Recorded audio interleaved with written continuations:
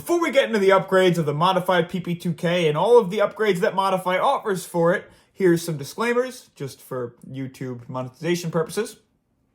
And I also want to mention that I purchased all of these items myself. None of these were sponsored. This is just a replica that I've used for a long time. I've had it almost since it came out, when it was released, and I use it very frequently. It's an absolute blast. I've been in contact with the company Modify recently as well. They've assisted me with some of the challenges that I was having and made sure that obviously things were working the way they were supposed to be, so thank you to them again.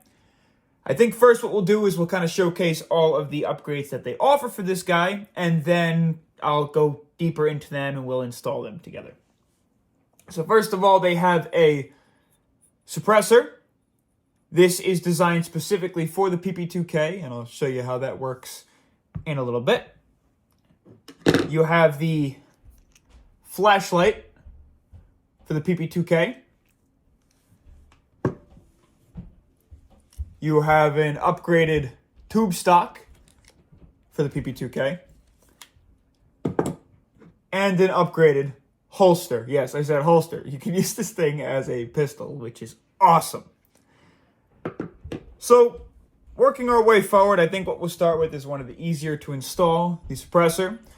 This thing is super solid, super beefy. It's made of metal. Now, as solid as the suppressor is, you can get them with or without foam, depending on what your country regulates. Mine doesn't have foam in it. It does leave a really cool popping sound, but you can install foam on the inside and order them with foam. The elephant in the room, though, is this little arm. And what does this do? Well, it helps, as far as I'm aware, reduce any rotating of the suppressor on or off while installed onto the PP2K. It is spring-loaded. It can be moved around. And this little arm connects onto this pin of the PP2K, and that's how it keeps it so stable. Now, this is my own recommendation. I do this with all of my threaded suppressors and flash hiders and tracer units, you name it. I throw a small O-ring on the end. It actually helps with avoiding over-tightening, and it keeps slight pressure pushing outwards on any of your adapters, which can help reduce any unscrewing or unthreading while playing as well. So the way that you're going to want to put this guy on is just like so, with the arm on top of the pin. What I like to do is just hold this in place and then begin to screw. These guys are a 14mm counterclockwise thread. Screws on nice. Without locking the arm on, there is no wobble to this guy at all. It is super sturdy. And then you're just going to bring this arm on down, and that will help keep your suppressor locked in place and from unscrewing while playing. And it looks awesome too. I love the knurling on the back end. It really kind of matches the knurling on the charging handle and matches nicely to the grips too. Keeps that same nice, slick, black theme. Our next upgrade is the tube stock. My wire stock that comes to PP2K, I'll throw a picture of what those look like up now. I no longer have it. I didn't really like the wire stock. It was great. It had no wobble, full steel, but I just wanted something that was adjustable and looked a little bit beefier. So they do have a M4 tube stock adapter that you can purchase, and it does have adjustments. With any of the stocks, you will notice, and this is just how the PP2Ks are, there's a little bit of mobility in the stock when you install them. So I threw a little piece of like hockey tape on the end just to keep it a little bit stiffer. The cool part about the PP2K stock is not only can you install some of these stocks, but you can also install a extended mag and use that as a stock, which is just crazy. It works on the real steel one too. It's just a add-on that the PP2000 has. It's cool. I don't know. I don't really use it, but it is an option. Very simple. Again, it's super sturdy. It does have a QD point on the back, but you just install it by pressing this button and throw it on in. And again, with a little bit of tape on there, it is super sturdy. It is not going anywhere. Now, this flashlight, there's a couple more things that I wanted to talk about with it. First of all, it's a flashlight inside of a case. This case just wraps around the flashlight and is screwed in by these two screws on the side. The one thing that I did notice when I first got it, maybe it was just the mold of mine, the flashlight was super loose. So again, I just threw some electrical tape on the outside of the flashlight and then tightened it down, and it goes absolutely nowhere. This flashlight has two options. It comes with a push button to light the flashlight, or you have your push pad as well. Now, in order to get this guy going, gotta throw some batteries in it. You're just gonna unscrew the front cap. Super high quality threading. Doesn't seem like it'll be easy to strip it all, so that's awesome. And it takes these short, fat, and stubby 123 batteries. All of them flat side down to the spring. I'm gonna throw this guy on.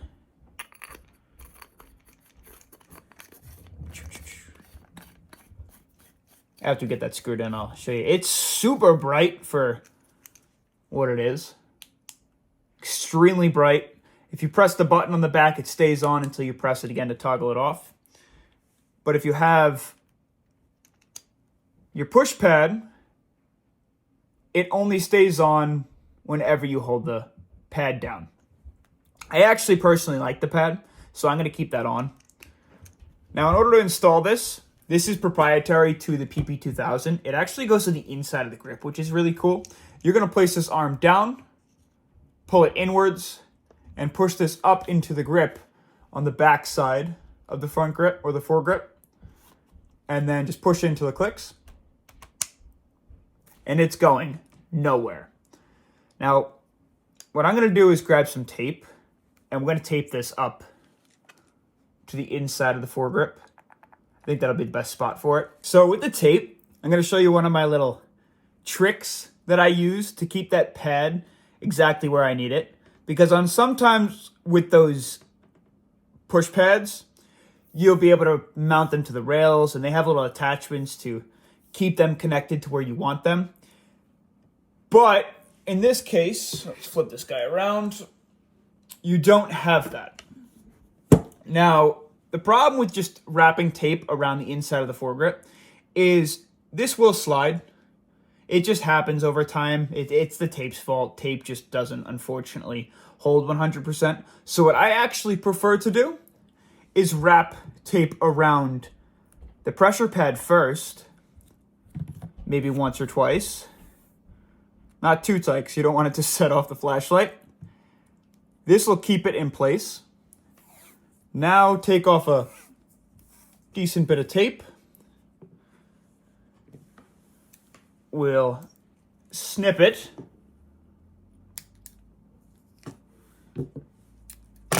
Hold our pressure pad where we want it. And then wrap your tape around. You could use electrical tape, sniper tape, gaff tape. I like the electrical tape because I think it keeps that like nice black sleek look. If I'm using like a replica that I'm going to be in the woods with and I'm trying to stay camouflaged like a sniper, then I'll use like gaff tape or something and paint the over the gaff tape. But with the PP2000, I'm going to primary this guy indoor, even though it shoots really well outdoor, and it shouldn't slide up and down at all. That'll hold it in place. You can even do some extra layers of tape if you wanted, but that's going to hold just fine. Now, for this wire, you don't want it to slowly start to loop outwards like this and get caught on something and accidentally unplug while you're playing. So what I'm going to do is wrap some more tape, but around the back side. So we'll take a little bit more electrical just to hold the wire in place. Snip that guy off. And we'll wrap it right around here, just to hold the wire down.